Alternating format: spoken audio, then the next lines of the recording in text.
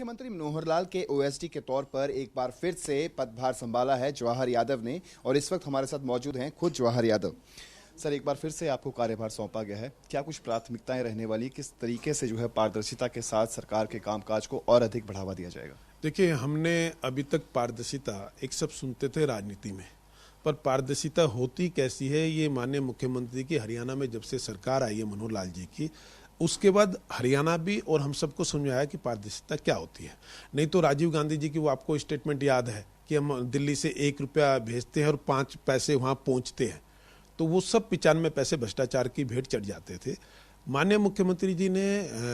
Portal के माध्यम से, आईटी के माध्यम से एक एक चीज प्राथमिकता और पारदर्शिता के आधार पर एक सामान्य लोगों तक पहुंचाई है। चाहे लोगों की पेंशन का विषय हो, चाहे वो सरकारी पेंशन हो, चाहे वो सम्मान भत्ता हो, विधवा पेंशन हो, दिव्यांग पेंशन हो, ऐसी पेंशन जो सरकार देती है जो यहाँ के कर्मचारी नहीं होते उसके बाद देती है, तो ये उनके अकाउंट में जाती है, प्राथमिकता के आधार पर जाती है। ऐसे ही और जो इतनी नीतियाँ हैं, चाहे वो किसान को कोई लोन मिलने का विषय हो, किसान को उसकी जो फसल का पैसा, ये पूरे देश में हरियाणा एकमात्र है जो सबसे पहले भेजता है। माननीय मुख्यमंत्री जी ने ये तय किया था, पहले 72 घंटे में जैसी फसल बिकती थी, अब उसको हम 48 घंटे पर लेके आए हैं कि किसान ने मंडी में पैसा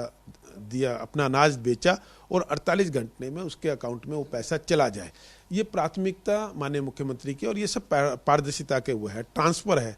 ट्रांसफर जब मैं यहाँ था एक समय तो ओएसडी के नाते ट्रांसफर भी मैं देखता था, तो उस समय यहाँ के लोग बताते थे जी कांग्रेस के समय में ट्रांसफर एक अपने आप में व्यापार था। आज कोई विषय नहीं है, जो भी टीचर है या और अन्य विभाग में आप अपना पोर्टल पे जाते हो, जब आपके ट्रांसफर ड्राइव होती है और उसके आधार पर आपका ट्रांसफर हो जाता है, तो ये पारदर्शिता के आधार पर हुआ है। तो ऐसे अनेकों काम माननीय मुख्यमंत्री जी ने किए हैं।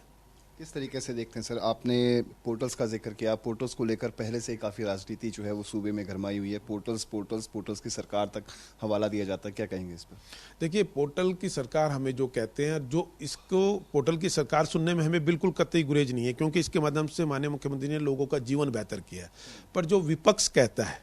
वो विपक्ष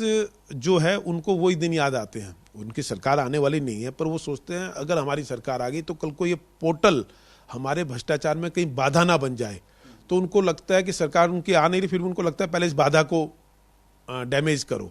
परंतु हरियाणा की जनता जानती है, और माननीय मुख्यमंत्री का तो मैंने विजन भी सुना है, कभी अगर हमारी सरकार 20 साल बाद, 30 साल बाद नहीं रही